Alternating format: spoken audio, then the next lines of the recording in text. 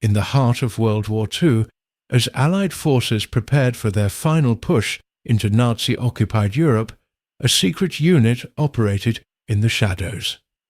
They carried no real weapons. They fired no bullets. Yet they saved thousands of lives and changed the course of history. They were artists, designers, sound engineers, and actors dressed in military uniforms. They were the Ghost Army, and this is their incredible story of deception, creativity, and courage that fooled Hitler's most trusted commanders. This is a story that remained classified for 40 years.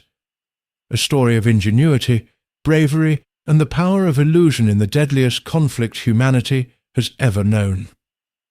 It's a story about how a group of creative minds became some of the most effective weapons in the Allied arsenal, without ever firing a shot in anger. To understand the Ghost Army, we must first understand the desperate situation that created the need for such an extraordinary unit. By 1943, World War II had been raging for 4 years.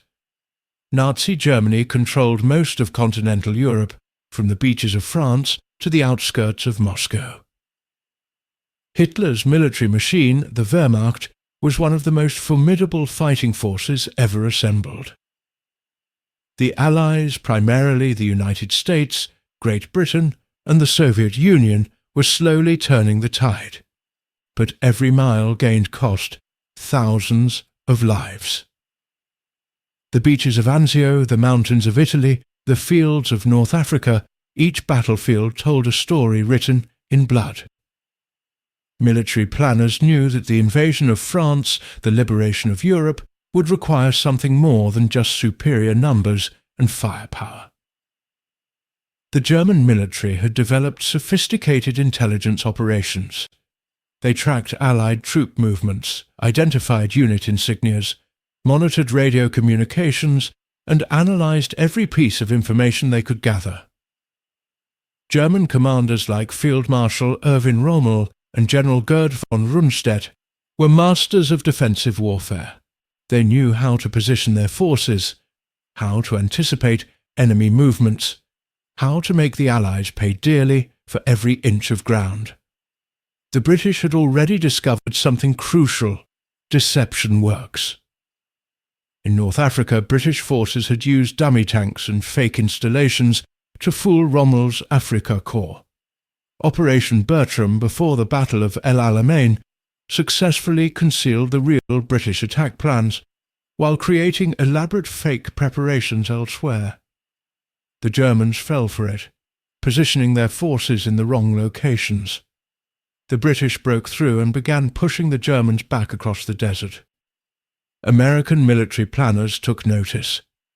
If deception worked in the desert, could it work in Europe? Could an entire unit be dedicated to fooling the enemy? The concept was revolutionary. Traditional military doctrine focused on strength, firepower, and direct confrontation. But what if you could win battles without fighting them? What if you could save lives by making the enemy prepare for attacks that would never come? In January 1944, the United States Army gave approval for the formation of a highly classified unit. It would be called the 23rd Headquarters Special Troops. Its mission: tactical deception. Its methods: anything that works. Its personnel: the most unusual soldiers America would ever recruit. The recruitment process for the Ghost Army was unlike anything the military had ever attempted. Traditional soldiers were trained to fight, to follow orders, to operate weapons. But the 23rd Special Troops needed something different. They needed creativity, imagination, and the ability to think like artists and con artists simultaneously. The search began in art schools across America. The Pratt Institute in New York, the Philadelphia Museum School of Industrial Art, the Parsons School of Design. Military recruiters visited these institutions looking for students with particular skills. They needed painters who could create realistic camouflage, sculptors who could build three-dimensional props, designers who understood perspective and visual deception. One of the recruits was Ellsworth Kelly, a young art student from Boston who would later become one of America's most celebrated abstract painters. His works would eventually hang in museums worldwide and sell for millions of dollars. But in 1943 he was just a 20-year-old with a talent for seeing shapes and forms in new ways, exactly what the Ghost Army needed. Bill Blass, who would become a legendary fashion designer, found himself recruited into this strange unit. The man who would dress first ladies and Hollywood stars started his military career designing fake unit patches and helping soldiers impersonate officers from divisions that didn't exist. His eye for detail and understanding of how clothing and insignia conveyed status made him invaluable. Art Kane, who photographed some of the most iconic images in jazz and portrait photography, learned to document the Ghost Army's operations. His camera captured not enemy positions, but the elaborate sets his unit created. These photographs, classified for decades, would eventually provide evidence of the Ghost Army's incredible work. But artists weren't the only recruits. The Army also sought out sound engineers from radio stations, special effects experts from Hollywood studios, and actors from Broadway productions. These men understood stagecraft, audio manipulation, and the psychology of performance. They knew how to create convincing illusions because they'd been doing it professionally. The recruits came from all walks of life, but they shared common traits: creativity, intelligence, and the ability to think unconventionally. Many had been classified as 4F, initially deemed unfit for combat duty due to minor physical limitations or technical skills that kept them in reserve. Now their unique talents made them perfect for the most unusual military unit America had ever created. Training began at Camp Forest in Tennessee and later moved to other locations. But this wasn't standard military training. Yes, they learned to march, shoot rifles, and follow basic military protocols. But they also attended classes on camouflage theory, studied German reconnaissance techniques, and learned the art of deception. Imagine a military base where soldiers spent mornings in weapons training and afternoons in art classes. The Army divided the Ghost Army into 4 specialized units. The 603rd Camouflage Engineers would handle visual deception, the dummy tanks, fake artillery, and inflatable equipment. The 3132nd Signal Service Company would manage sonic deception, the sound effects and audio illusions. Signal Company Special would handle radio deception, the fake communications and false intelligence. And various support units would coordinate logistics, security, and the dangerous work of impersonation. Each unit trained intensively in its specialty. The camouflage engineers learned to inflate and position dummy equipment in realistic formations. The Sonic Company mastered the complex audio equipment that could project sounds over vast distances. The radio operators studied the communication patterns of real Army divisions, learning to mimic their distinctive transmission styles and code patterns.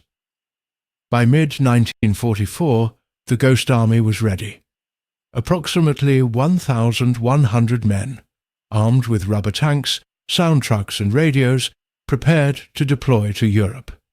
They would arrive in France shortly after D-Day, entering a war zone unlike anything they'd imagined.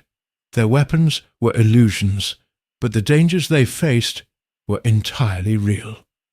The Ghost Army's arsenal was unlike anything in military history. At the heart of their visual deception were inflatable dummy vehicles that represented one of the most ingenious pieces of military equipment ever designed. These weren't simple balloons. They were sophisticated, carefully engineered replicas that could fool trained observers from the air and even from moderate distances on the ground. A single inflatable Sherman tank weighed approximately 75 pounds light enough for 4 men to carry, yet substantial enough to maintain its shape in moderate winds. The rubber construction was reinforced with internal supports and chambers that, when inflated with air compressors, created remarkably accurate three-dimensional replicas. The level of detail was extraordinary. Fake treads, gun barrels, hatches, and even weathering marks made these rubber vehicles look authentic. The inflation process took approximately 15 minutes for a tank, slightly longer for larger equipment like artillery pieces. But creating a convincing military installation required far more than just inflating equipment. The Ghost Army soldiers had to position their dummy vehicles in tactically sound formations, exactly as real armoured divisions would deploy. They studied field manuals, analysed actual tank deployments, and recreated authentic military arrangements. Details mattered enormously. Teams would deliberately create track marks in the mud around dummy tanks, showing where vehicles had supposedly manoeuvred. They'd add realistic weathering mud splatter, oil stains, worn paint. They'd position the dummy vehicles at slightly different angles, just as real crews would park them. They'd even drape netting and camouflage over some units, because real soldiers always tried to hide their equipment from enemy reconnaissance. During daylight hours, Ghost Army soldiers would casually sit on the fake tanks, smoke cigarettes, perform maintenance pantomimes, and generally behave as tank crews would. From German reconnaissance planes flying at altitude, these scenes looked entirely authentic. The pilots would photograph what appeared to be a substantial armoured division, and German intelligence analysts would mark their maps accordingly. But the visual deception was only one component. The Ghost Army's sonic deception unit operated some of the most secret and sophisticated audio equipment of World War II. Engineers had recorded actual military sounds, tanks moving, trucks in convoy, troops marching, artillery being positioned. These recordings were made with high-fidelity equipment, capturing not just the sounds but the acoustical characteristics of real military operations. The playback equipment was equally impressive. Massive speakers, each weighing several hundred pounds, could project these recorded sounds over distances of up to 15 miles. The sonic company would position these speakers in wooded areas or behind terrain features, hiding them from visual observation while maximizing their audio impact. Then, typically at night when sound carried further and visual confirmation was impossible, they'd begin their audio assault. Imagine being a German soldier manning a defensive position in the darkness. You hear the unmistakable sound of tanks, dozens of them, the grinding of treads, the roar of engines, the metallic clanking of a mechanized column moving into position. Your training tells you an armoured assault is imminent. You report to your commanders. Artillery is repositioned. Reserves are called up. Infantry digs in. Everyone prepares for an attack that will never come because 15 miles away, a handful of American soldiers are playing a recording through speakers hidden in the trees. The psychological impact was devastating. German troops would spend sleepless nights on high alert, exhausting themselves preparing for phantom attacks. Commanders would divert resources, repositioning units to counter threats that didn't exist. The sonic deception didn't just fool the enemy. It wore them down, creating stress, confusion, and uncertainty that weakened their defensive effectiveness. Radio deception added another layer to the illusion. The Ghost Army's signal specialists were masters of electronic warfare before the term was even invented. They studied how real military units communicated, learning the distinctive patterns, frequencies, and protocols each division used. Every real unit had its own radio fingerprint patterns of communication that trained intelligence officers could identify. The Ghost Army radio operators would mimic these patterns perfectly. They'd broadcast fake situation reports, false casualty figures, supply requests for phantom units, and routine communications between headquarters and field units that didn't exist. They knew German intelligence was listening, intercepting and analyzing every transmission. That's exactly what they wanted. Every fake message added credibility to the overall deception.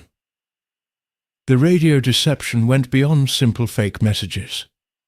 Operators would create entire fictional narratives over days or weeks. They'd build a story of a division moving into position, requesting supplies, reporting on conditions, coordinating with adjacent units. German intelligence officers, listening to these transmissions over time, would construct a complete picture of Allied forces, and positions a picture that was entirely false. The fourth and perhaps most dangerous element of Ghost Army operations was special effects, the human element of deception. This involved Ghost Army soldiers physically impersonating members of different military units. They'd wear the patches and insignia of divisions positioned elsewhere, drive vehicles marked with false unit designations, and visit towns near the front lines where they knew enemy agents or sympathizers might be watching. These deceptions required acting ability and nerves of steel. A Ghost Army private might wear a general's stars and drive through a French village, stopping at the local café where everyone could see him. He'd make sure to be noticed, perhaps speaking loudly about upcoming operations, dropping just enough information to seem carelessly indiscreet. If enemy agents reported seeing an American general in that location, German intelligence would assume his entire division was nearby. The impersonations extended to creating entire phantom headquarters. The Ghost Army would set up command posts complete with radio antennas, guard stations, vehicle parks, and constant activity. Officers' jeeps would drive in and out. Messengers would arrive and depart.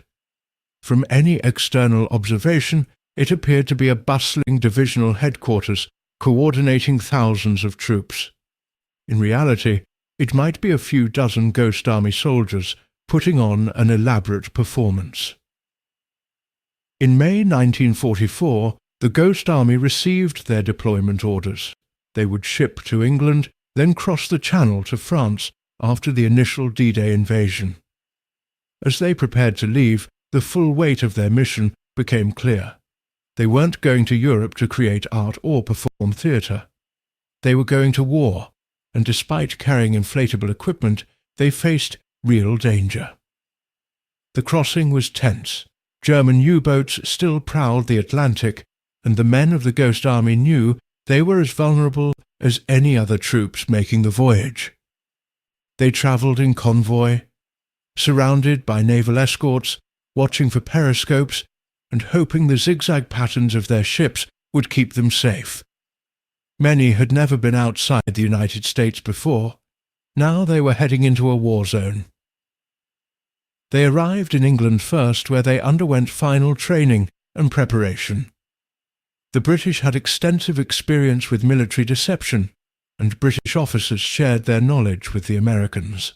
The Ghost Army soldiers learned about European terrain, studied German reconnaissance techniques, and received briefings on the security situation in occupied France.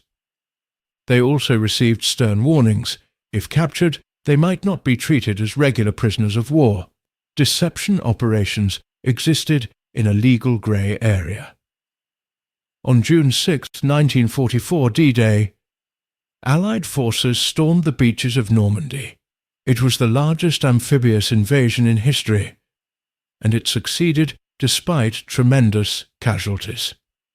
The Ghost Army wasn't part of that initial assault, but they crossed the Channel in the following weeks, arriving in France in July. They entered a country that had been under Nazi occupation for 4 years, a landscape devastated by war. Their first operation began almost immediately, codenamed Operation Elephant. It aimed to convince German forces that the newly arrived US 2nd Armoured Division was positioned near Brest, when it was actually headed elsewhere. The Ghost Army set up their inflatable tanks, broadcast their sonic deceptions, and began transmitting fake radio traffic. For the soldiers, it was a baptism by fire, their first time operating in an actual combat zone. The experience was surreal and terrifying. They could hear actual combat in the distance, the thunder of artillery, the rattle of machine guns. German reconnaissance planes flew overhead, and everyone held their breath, hoping the deception would hold. At night, when they broadcast their tank sounds, they were never quite sure if German artillery might respond. Bracketing their position with high explosive shells meant for the phantom army they'd created.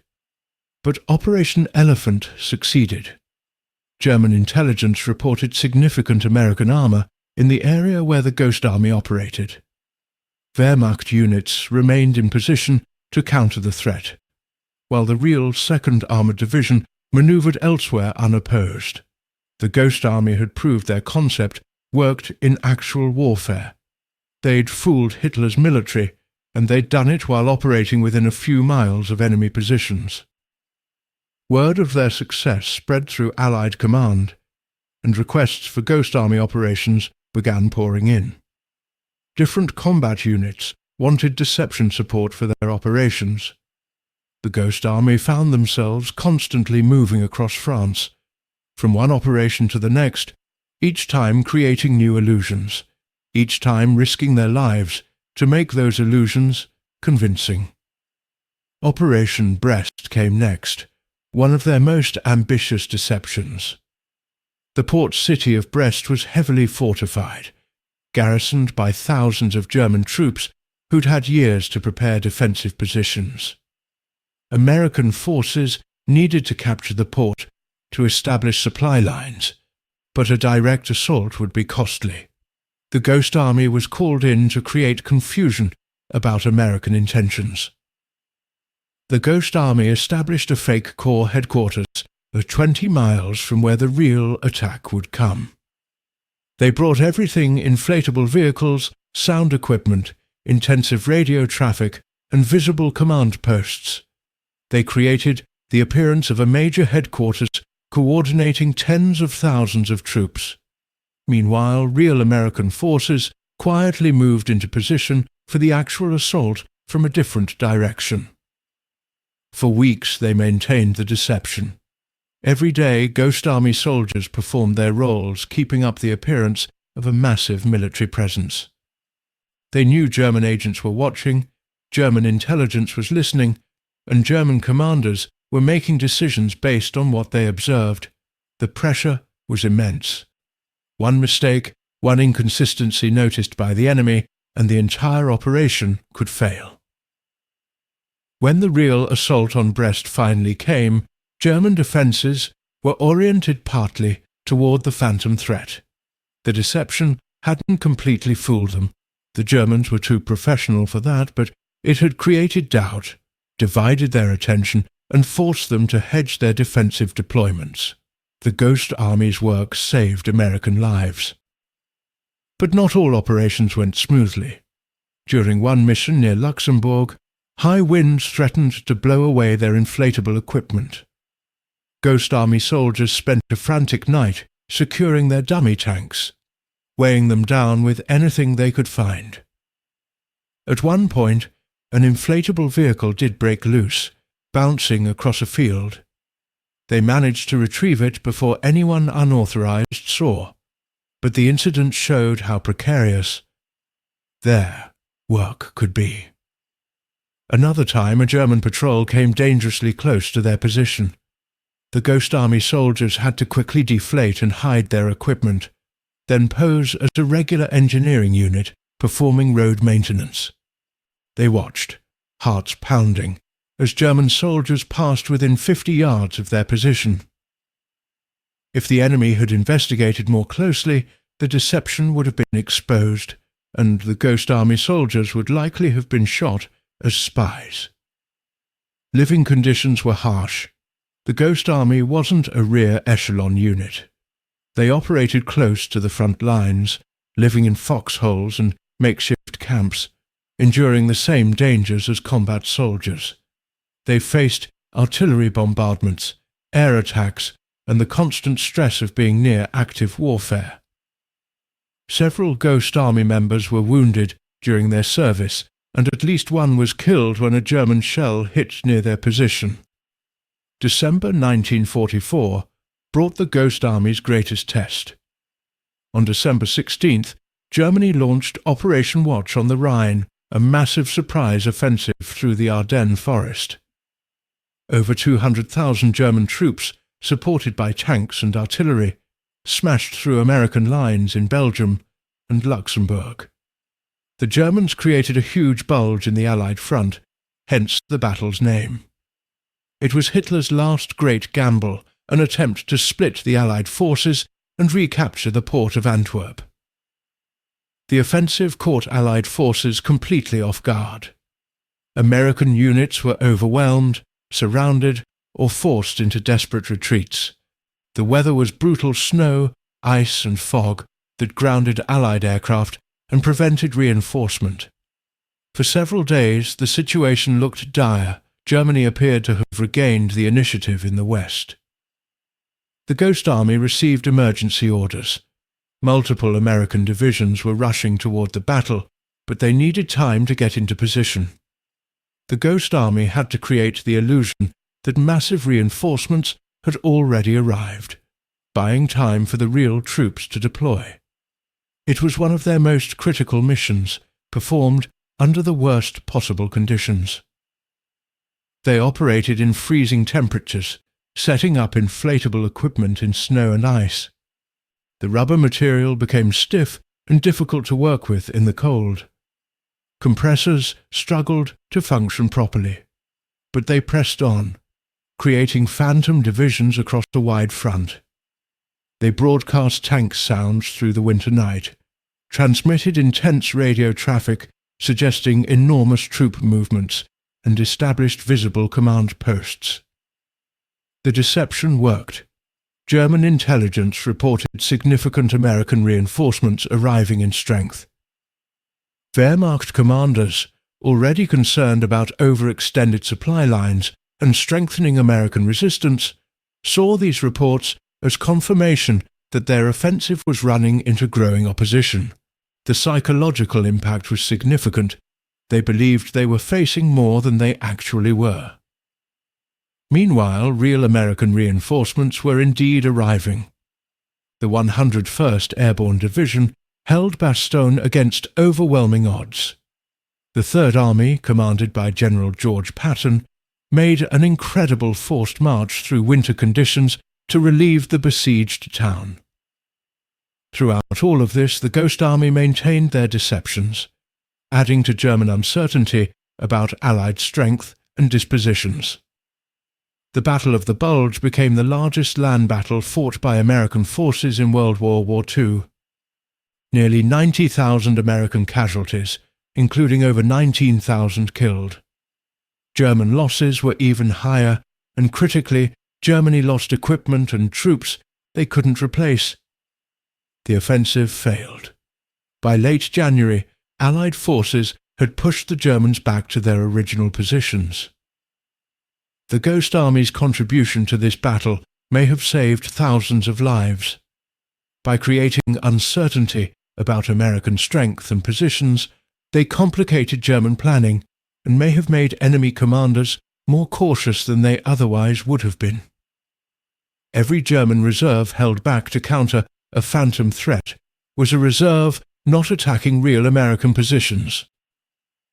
As winter turned to spring in 1945, Allied forces prepared for the final assault into Germany itself. The Ghost Army would participate in some of the war's most important operations, including the crossing of the Rhine River, one of the last major natural barriers protecting the German heartland. Operation Viersen, the deception supporting the Rhine crossing, was perhaps the Ghost Army's most successful operation. The real crossing was planned for the town of Wiesel, but the Ghost Army created an elaborate deception 30 miles south, near Viersen. They assembled what appeared to be a massive force preparing to cross the Rhine at that location. The deception was total. Inflatable vehicles suggested multiple armoured divisions. Sonic equipment broadcast the sounds of engineers building pontoon bridges. Radio traffic discussed crossing procedures, casualty evacuation plans, and coordination between units. Visual observers could see activity suggesting an imminent major operation. Everything pointed to a crossing at Viersen.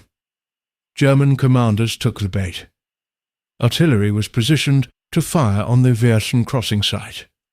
Infantry reserves were moved to defend that sector. When British and American forces actually crossed at Wiesel, they encountered lighter resistance than expected. The Germans had been looking in the wrong direction, preparing for an attack that never came. The real crossing at Wiesel succeeded beyond expectations. Allied forces established a solid bridgehead on the eastern bank of the Rhine, and within days, hundreds of thousands of troops were pouring into Germany. The last natural barrier had been overcome, and Germany's defeat was now inevitable. The Ghost Army had played a crucial role in one of the war's decisive operations. As Allied armies drove deeper into Germany, the Ghost Army continued operating, though the nature of warfare was changing. German resistance was collapsing in many areas, while in others, fanatical defenders fought to the bitter end. The Ghost Army found themselves operating in increasingly chaotic conditions, with front lines fluid and confused. They participated in multiple operations across Germany through March and April 1945. Each operation was unique, each presented different challenges. Sometimes they created deceptions to draw German forces away from actual objectives. Other times they exaggerated Allied strength to encourage German units to surrender rather than fight. The tools were the same, but the applications were infinitely variable. During these final weeks of the war, Ghost Army soldiers witnessed the full horror of Nazi Germany's crimes. They were among the Allied units that discovered concentration camps. The artists and actors who had spent months creating illusions suddenly confronted a reality more terrible than anything they could have imagined. Many struggled to process what they saw. Some channeled their trauma into art, creating drawings and paintings that documented the atrocities. The experience changed them. They'd come to Europe to fool the enemy and save Allied lives. They'd succeeded beyond anyone's expectations. But the evil they'd helped defeat was greater than they'd understood. The Ghost Army soldiers realized their mission had been about more than military deception. They'd been fighting to end a regime of unprecedented cruelty and destruction. On May 8, 1945, Germany surrendered unconditionally. Victory in Europe. After nearly 6 years of war, the Nazi regime was finished. Hitler was dead, his government dissolved, his armies defeated. Allied soldiers celebrated across Europe, and the Ghost Army joined them, knowing their dangerous work was finally over. As the celebration faded, the Ghost Army faced a different kind of challenge. Going home while keeping silent about what they'd actually done in the war. Before they left Europe, they received strict orders. Everything about the Ghost Army's operations was classified top secret. They were never to discuss their missions, their methods, or even the existence of their unit. As far as the official record was concerned, they'd been a routine engineering unit. The military had multiple reasons for this secrecy. First, they wanted to preserve the deception techniques for potential future use. The Cold War with the Soviet Union was already beginning, and military planners wanted to keep their options open. Second, revealing the deceptions might embarrass Germany, which America now needed as an ally against Soviet expansion. Third, some operations had been so successful that acknowledging them might damage the credibility of other wartime intelligence. So the men of the Ghost Army returned to America carrying secrets they couldn't share.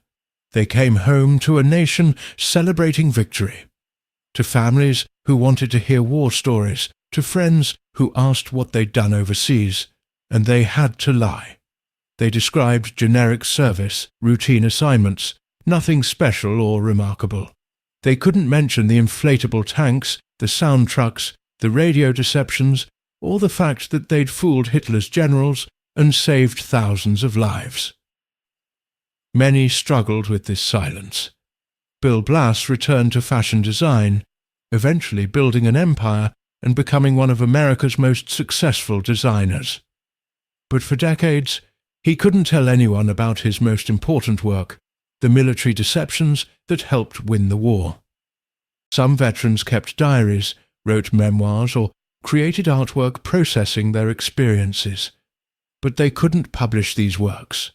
They couldn't explain the context to art critics or historians. Their most significant accomplishments had to remain hidden, locked away in classified vaults. It was a strange kind of torture for creative people to have achieved something extraordinary and not be able to share it with the world. The Ghost Army veterans formed private bonds with each other. They would occasionally reunite, small gatherings where they could finally talk freely about what they'd experienced. These meetings became a lifeline, the only place where they could be honest about their service. They'd share memories, laugh about close calls, remember fallen comrades. But when they left these reunions and returned to their regular lives, the silence resumed. For 40 years, the Ghost Army remained classified. A generation passed. The young men who'd inflated rubber tanks in France became middle-aged businessmen, artists, teachers, and retirees. Many of their children grew up never knowing what their fathers had really done in the war.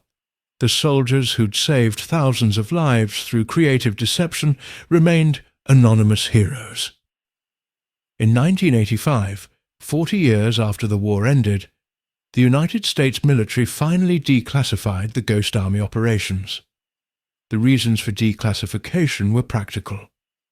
Enough time had passed that the techniques were no longer secret.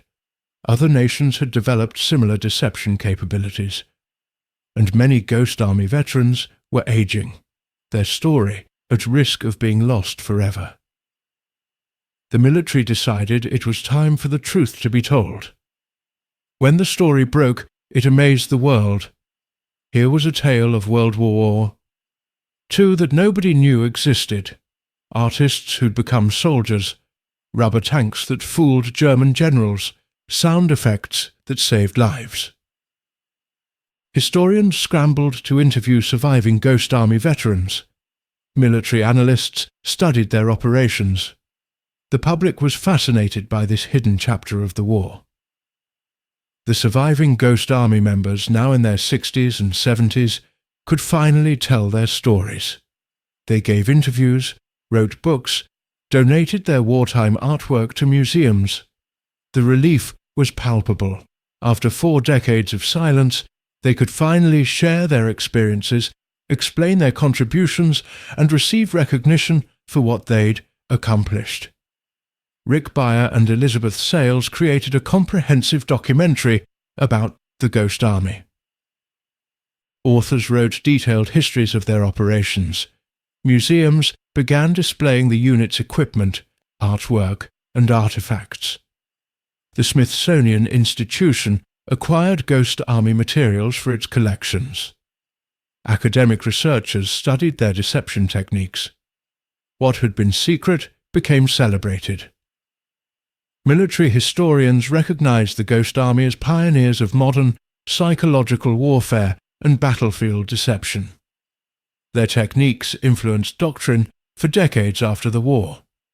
The basic principles they established, combining visual, audio, and electronic deception into coordinated operations, became standard practice in military planning.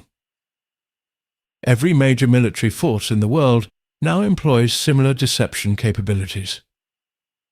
But perhaps most importantly, the Ghost Army story revealed something profound about the nature of warfare itself. For centuries, military success depended primarily on physical strength, more soldiers, better weapons, superior firepower. The Ghost Army proved that intelligence, creativity, and imagination could be equally powerful. They'd won battles without fighting them, saved lives without firing shots. They demonstrated that sometimes the most effective weapon is a brilliant idea. In 2013, nearly 70 years after their service, the Ghost Army finally received official recognition. The United States Congress awarded the unit the Congressional Gold Medal, one of the nation's highest civilian honors. The ceremony in Washington, D.C., brought together the surviving veterans, most now in their late 80s or early 90s. They'd waited a lifetime for this moment. The medal citation acknowledged their extraordinary service, conducting over 20 battlefield deceptions, operating in combat zones across Europe, saving an estimated 15,000 to 30,000 Allied lives. The Ghost Army veterans had finally received the honor they deserved, recognition for accomplishments that had remained secret for most of their lives. Today, the Ghost Army's legacy continues. Their story has been told in documentaries, books, museum exhibitions, and educational programs. Young students learn about the creative artists who became military heroes. Military academies teach their techniques. Museums preserve their equipment and artwork. The men who'd operated in secret have become an important part of World War II history. Of the 1,100 men who served in the Ghost Army, only a handful remain alive today in 2024. They are the last witnesses to one of history's most remarkable military operations. Their story reminds us that courage takes many forms, that heroes don't always carry weapons, and that sometimes the greatest victories come from thinking differently, from using creativity and intelligence to solve seemingly impossible problems. The inflatable tanks they carried across Europe now rest in museums, silent testimony to an extraordinary mission. The sound recordings they played to fool the enemy have been preserved for history. The radio logs documenting their deceptions are archived for researchers. But the real legacy of the Ghost Army isn't in these artifacts. It's in the thousands of lives they saved, the battles they won without fighting, and the proof they provided that imagination and creativity can change the world. The Ghost Army, artists who became soldiers, soldiers who became heroes, heroes who remained silent for 40 years. They fooled Hitler's generals with rubber tanks and sound effects. They saved thousands of lives with creativity and courage. They proved that sometimes the most powerful weapon isn't the one that destroys, but the one that deceives. This is their story, a story of the fake soldiers who won real battles and helped win the war. A story that reminds us that in the darkest times, human ingenuity and imagination can shine brightest of all.